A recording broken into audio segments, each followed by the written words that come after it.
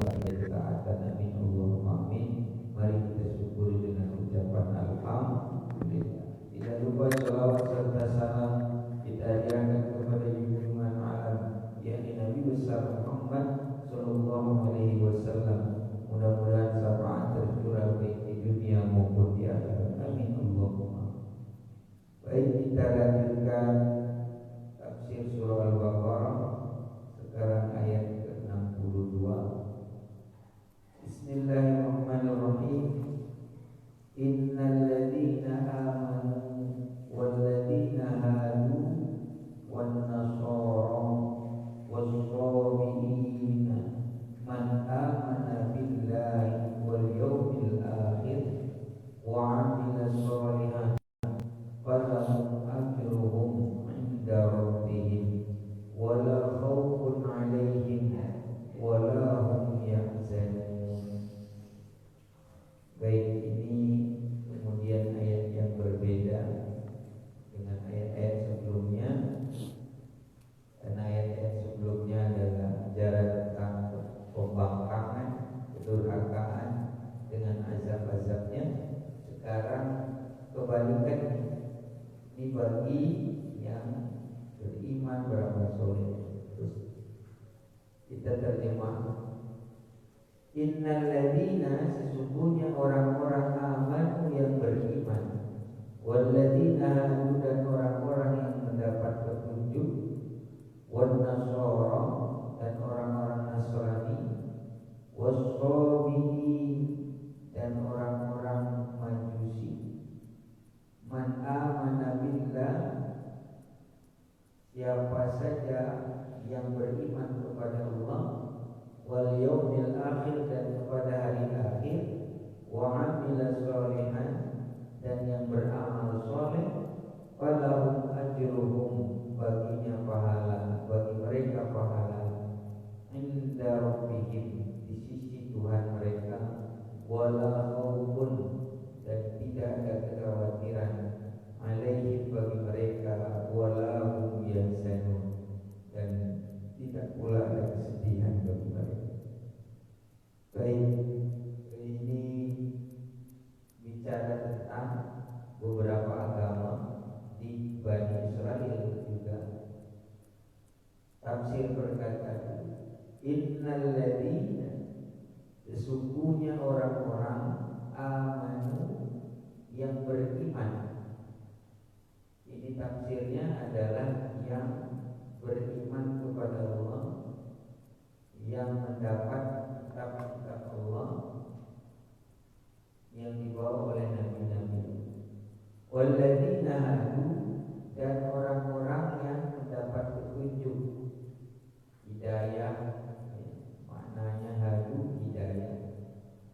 Wan nasara, orang-orang Nasrani, tafsirnya adalah orang yang pengikut Nabi Isa Injil tetapi tidak mau mengakui kemudian Al-Quran. Wasobiin, tafsirnya dua sobiin. Yang pertama Majusi, yang kedua pengikut Zabur.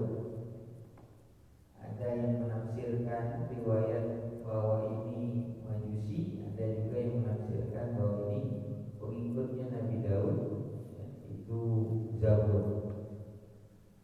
Man amana, siapa saja yang beriman, yang yakin billah, wal yaum, dan hari akhir, wa amila sholihan, tidak sulit menafsirkannya, beramal soleh, falahum, bagi mereka, ajruhum inda rabbihim, pahala. Ajruhum itu ujroh. Kalau disebut ujroh itu adalah upah. Kalau ajrun itu pahala, sama asal katanya. Jadi kalau dapat gaji, apalagi takut terlalu frontal, disebut ujroh. Kalau diberi pahala itu ajrun. Inda rabbihim, di sisi Allah, wala khaufun, dan tidak ada kekhawatiran, alaihim, ini tafsirnya tidak ada ketakutan, tidak ada kegelisahan, walau yahzanun, dan tidak ada pula kesedihan. Ini sesuai dengan beberapa riwayat, la tahzan, la takhaf wa la tahzan, jangan khawatir, jangan takut, innallaha ma'ana. Ini seperti ucapan Nabi Muhammad SAW di Gua Sur, yang ketika ditimpa oleh kafir Quraisy batu dari atas. Ini ucapan mirip, la takhaf wa la tahzan. Ini tafsir, wala khaufun alaihim wala hum yahzanun. Baik tafsir per kalimat dan riwayat. Innal ladzina amanu wal ladzina hadu,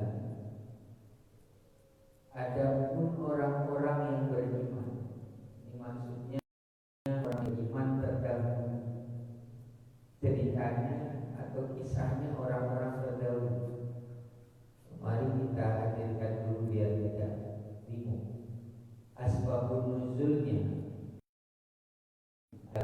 Satu ketika sahabat Salman Al-Farisi radhiyallahu anhu itu mendengar Rasul bercerita tentang orang-orang terdahulu, lalu kemudian Salman Al-Farisi bertanya pula tentang nasib kerabatnya orang-orang terdahulunya yang agamanya adalah bukan Muslim. Jadi sahabat Salman Al-Farisi ini, sekilas kita bacakan biografi sahabat Salman Al-Farisi radhiyallahu anhu. Ini juga bukan Muslim dulu, tetapi bukan seperti kafir Quraisy, bukan penyembah berhala, tapi pengikut Nabi Isa. Jadi Salman Al-Farisi itu agama Nasrani, bahasa kita sekarang Kristen. Dan dia seorang insinyur pelayaran kapal laut, kemana-mana berlayar. Akhirnya satu ketika qadarullah, mungkin karena air lautnya terlalu besar, kencang atau sebagaimana, lalu kemudian bocorlah kapal itu, karamlah kapal itu di pelabuhan Makkah. Akhirnya terdamparlah sahabat Salman Al-Farisi radhiyallahu anhu di pelabuhan Makkah. Saat terdampar, disitulah datang hidayah. Bentuk hidayahnya bagaimana? Pada saat terdampar, kapal sudah hancur, tidak bisa pulang, tidak bisa kemana-mana. Qadarullah juga ditakdirkan Allah, saat itu Ka'bah sudah reot, rubuh, sudah rapuh, sudah tidak layak. Ka'bah itu mengalami renovasi sering.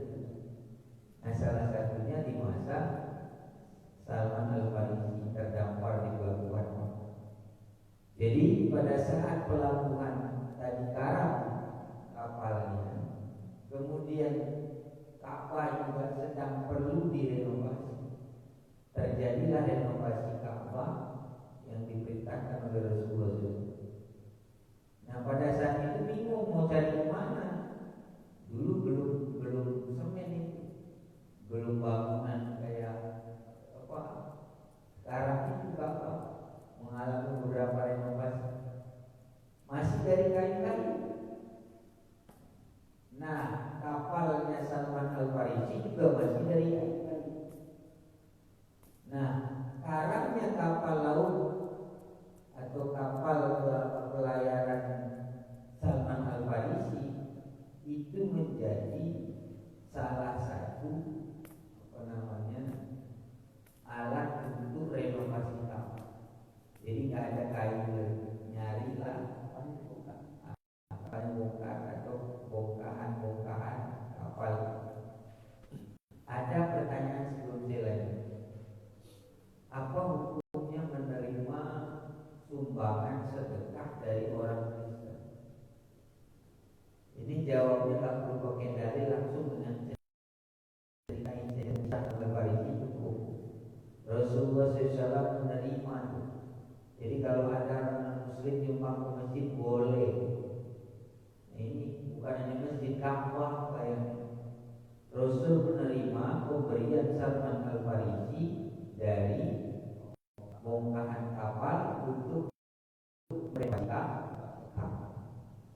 yang tak boleh itu meminta untuk masjid, itu bikin malu Islam.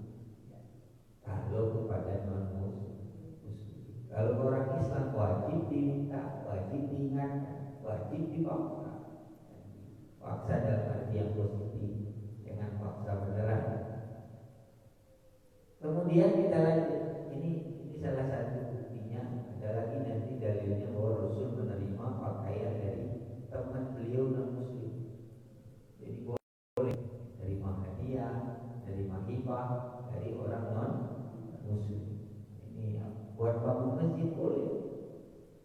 Kemudian kita lihat Salman Al-Farisi terdampar dan kemudian tidak ada isi untuk memperbaiki Ka'bah. Kebetulan pada Allah kirimlah seorang Nasrani yang bernama Salman Al-Farisi. Dari namanya sudah ketahuan, dari Paris, dari Salman Al-Farisi. Ada yang mengatakan Persia Parsi, ada yang mengatakan Paris. Nah, ini kemudian singkat kisahnya kita sebutkan bahwa Salman Al-Farisi akhirnya masuk Islam karena hidayah membangun Ka'bah, kemudian hidayah bertemu dengan Rasulullah SAW, masuk Islam. Nah, ini bisa kita singkat karena bukan bercerita, ayat ini bukan bercerita tentang biografi Salman Al-Farisi, tapi ini cerita tentang asbabun nuzul. Kenapa ayat ini turun? Karena ada cerita dari Salman Al-Farisi radhiyallahu. Nah, saat duduk bersama sahabat yang lain, Salman Al-Farisi seperti kita ini ngaji dengan Rasul, kemudian bertanya tentang sahabat-sahabatnya atau kerabat-kerabatnya yang masih belum masuk Islam. Pasti dimanapun coba ketemu mu'alaf pasti ingat orang tuanya yang belum masuk Islam, pasti ingat saudaranya yang belum masuk Islam, pasti gitu. Jadi jangan kita menyinggung terlalu tajam kepada mu'alaf. Sekalipun dia sudah kuat iman insya Allah, tetapi hatinya lemah karena pasti sedih kalau orang tua masih belum muslim. Nah, ini juga dialami oleh sahabat Salman Al-Farisi radhiyallahu. Ini asbabun nuzulnya dulu.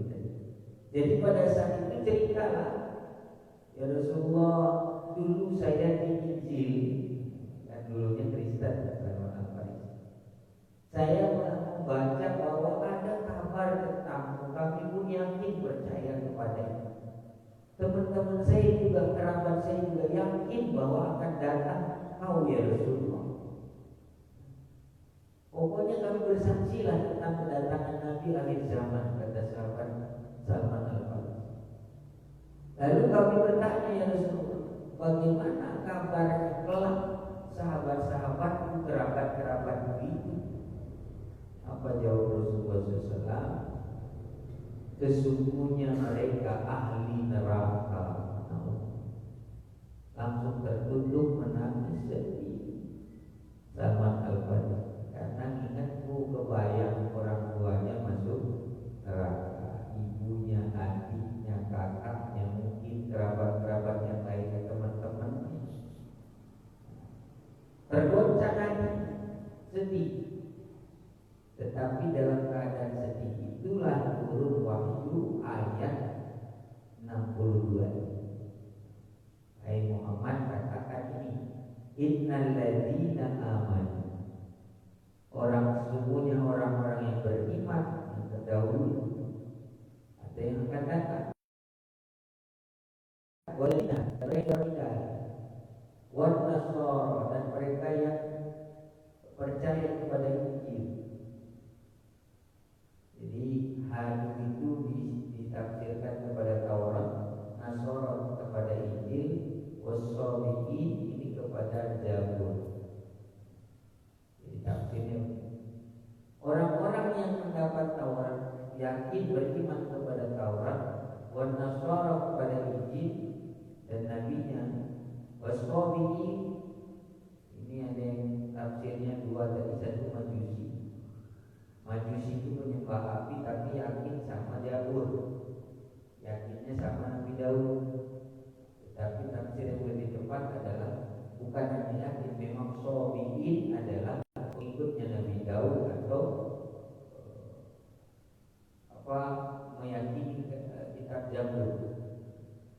Nah ini sesungguhnya mereka ahlul kitab, kira-kira begitu. Man amana billah, atau yang beriman kepada Allah, siapa saja beriman kepada Allah, wal yaumil akhir, dan hari akhir, wa amila sholihan, falahu ajruhum inda rabbihim, bagi mereka pahala di sisi Allah, wala khaufun alaihim wala hum yahzanun. Jadi ini ayat hiburan atau penenang bagi Salman Al-Farisi awal, tapi juga penenang bagi mereka yang masih ahlul kitab, tetapi syaratnya harus meyakini agama yang terakhir atau kitab yang terakhir, Al-Quran.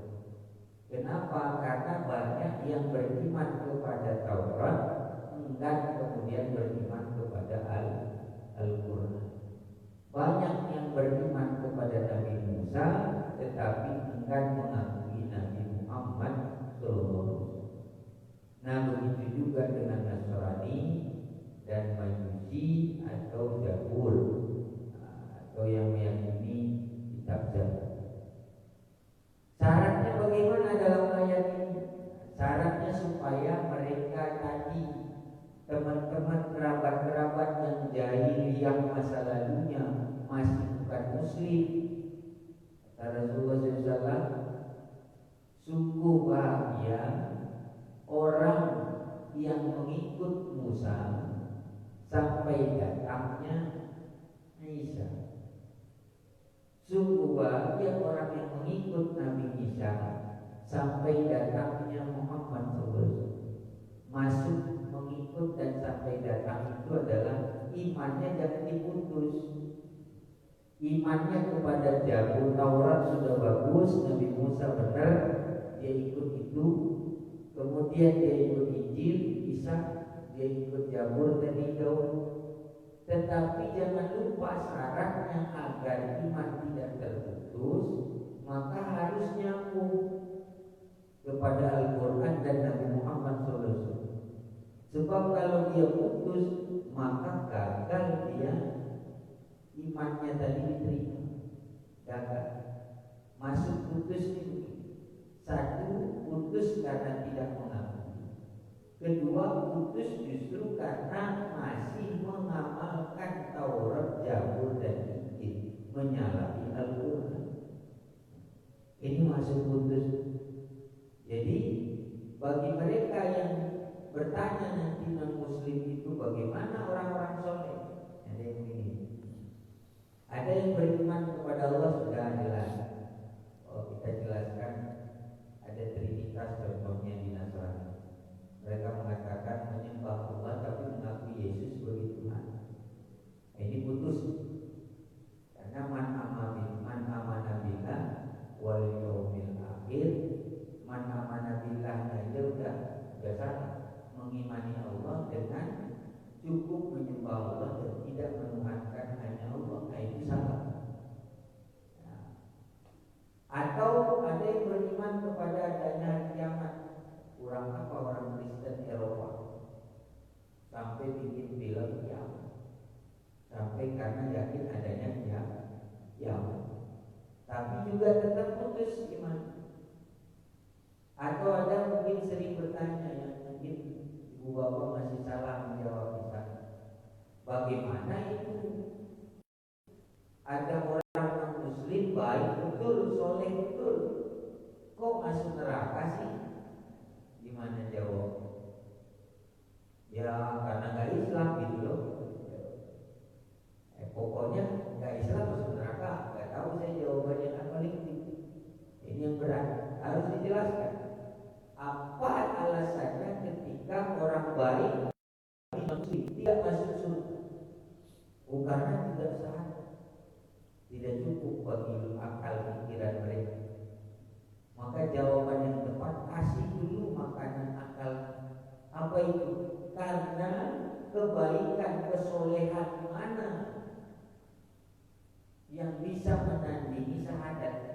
Tidak ada.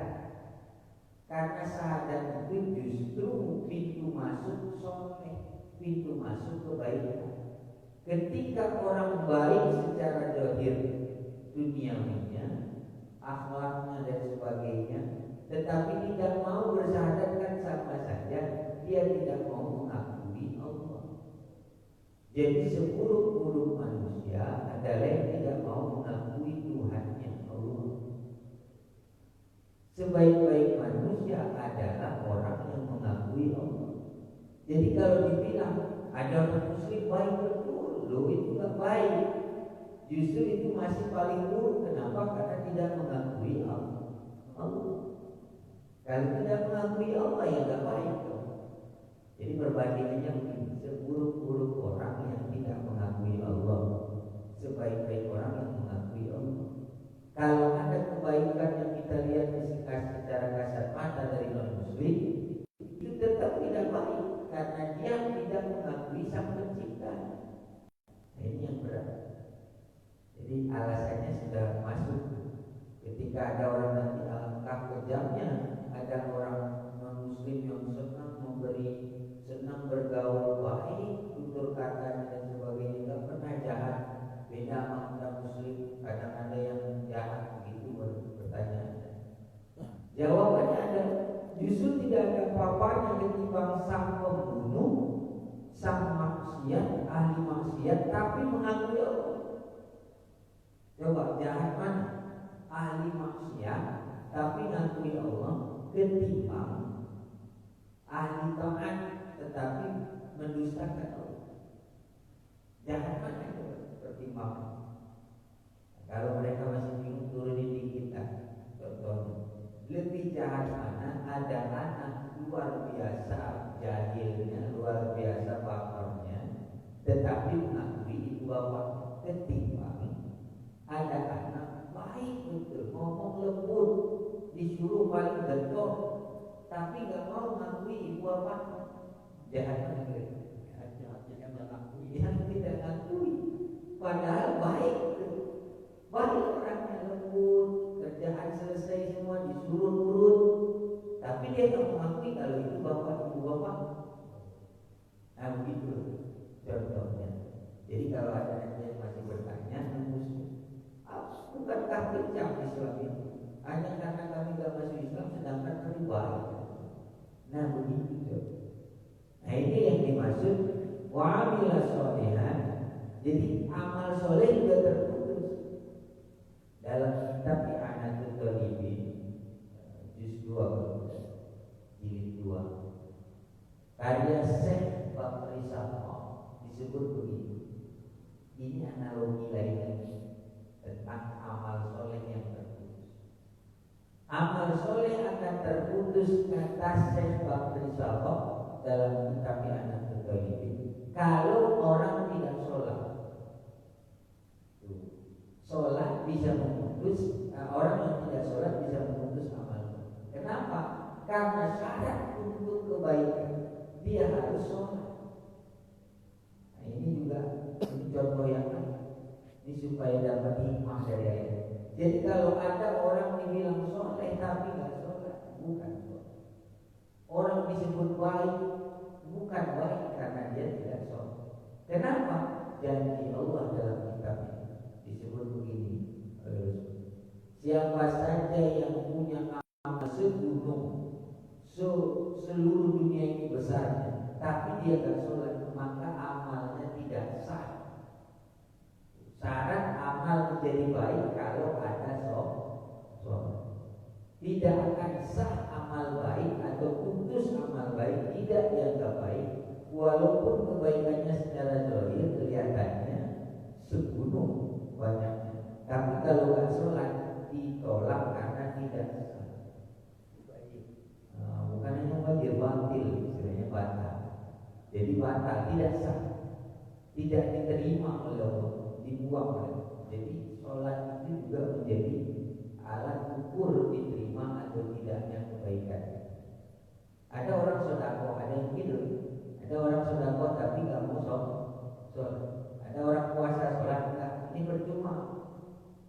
Baik, maka batal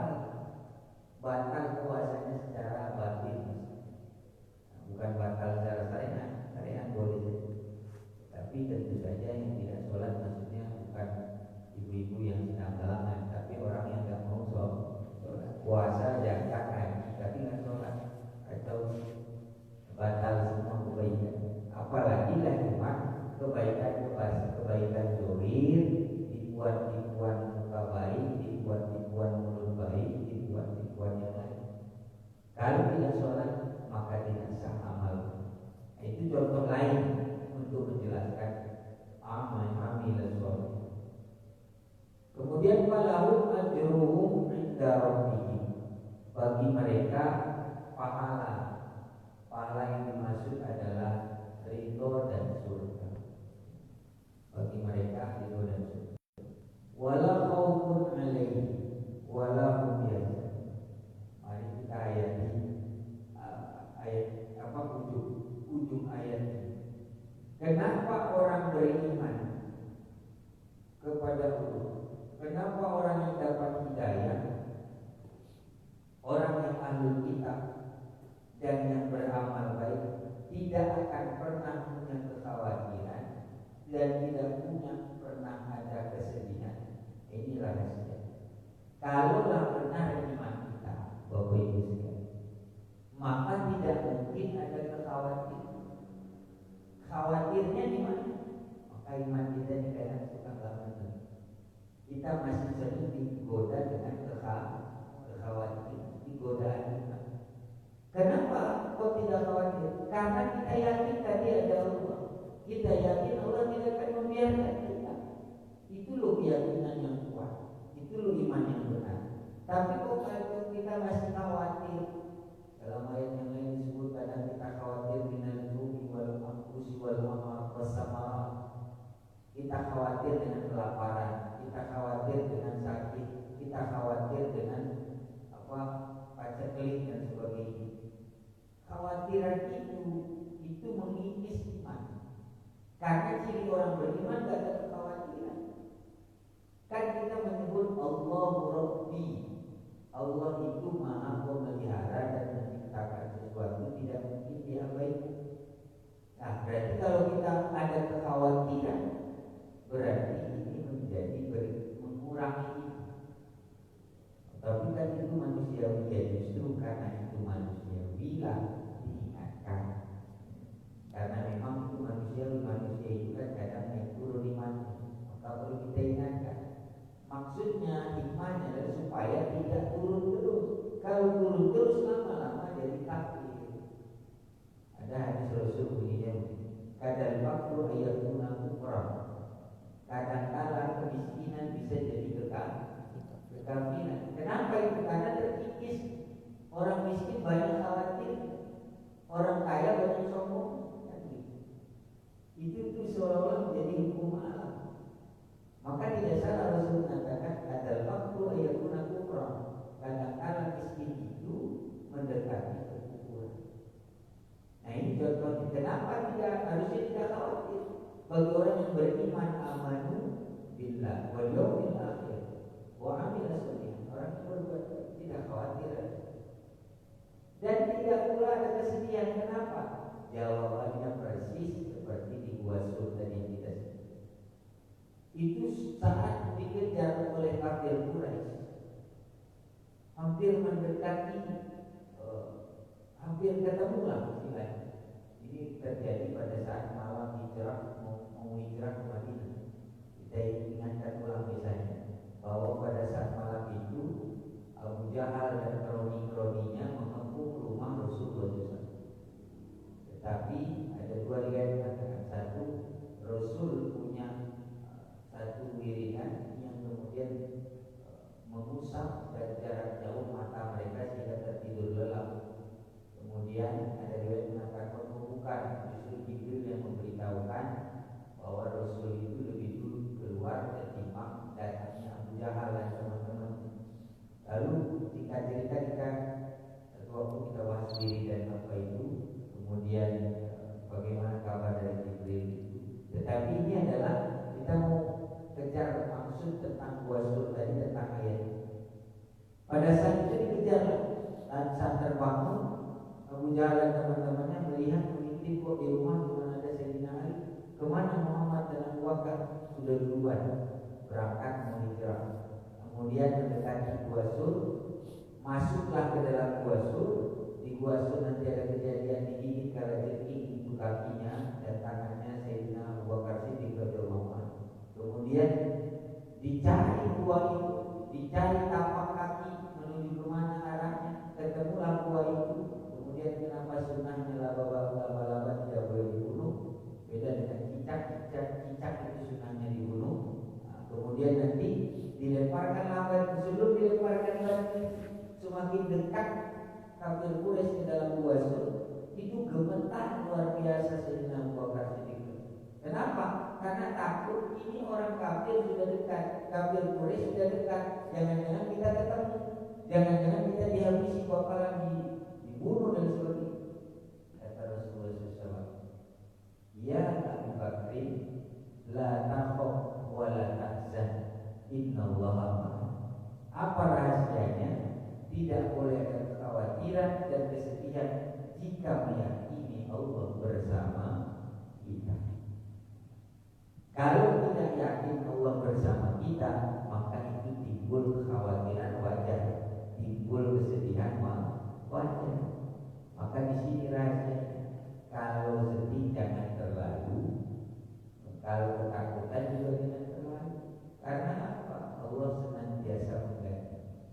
Kalau ilmu iman mungkin terlalu tinggi Bapak Ibu sekalian, kita ambil ilmu yang kecilnya. Apa rahasianya ilmu kecilnya? Agar tidak terlalu dalam kekhawatiran dan tidak terlalu dalam kesedihan. Begini diakini, Allah senantiasa membuat hidup ini serba berpasang. Ada tawa, ada tangis, ada takut, ada gembira. Maksudnya ada nyaman. Begitu kita nanti dapat ujian, teguran atau bahkan hukuman, jangan terlalu dalam kesedihan. Karena Allah senantiasa akan menggantinya. Bersabarlah, akan datang masa senangnya, masa bahagia. Dan usah terlalu. Begitu juga dengan ketakutan, jangan terlalu takut seolah-olah dunia ini sudah kiamat. Itu rahasia yang kecil untuk bisa melawan. Jadi menghibur diri dalam galau, menghibur diri dalam masalah. Nah, supaya kita yakin. Makanya alhamdulillah kadang setelah mengerti ini, saya sendiri pengalaman, saya sendiri sudah tidak menganggap ada yang muak di dunia. Sudah tidak ada yang muak. Mau itu diapresiasi oleh presiden, menteri dan lain sebagainya, saya tidak menganggap muak. Atau dicaci oleh orang, saya tidak akan merasa lebih sangat hina. Karena apa? Jawabannya innallaha ma'ana. Sesungguhnya Allah bersama kita. Itu simpel saja. Datang nikmat biasa saja, datang musibah ya biasa saja. Karena itu bergantian. Maka jangan terlalu dalam tawa, karena dia akan datang tangis. Jangan terlalu dalam tangis, karena pasti diganti dengan tawa. Jadi konsepnya bukan, kalau kita sedang nangis, jangan terlalu, siapkan diri untuk tertawa. Pada saat kita tertawa, hati-hati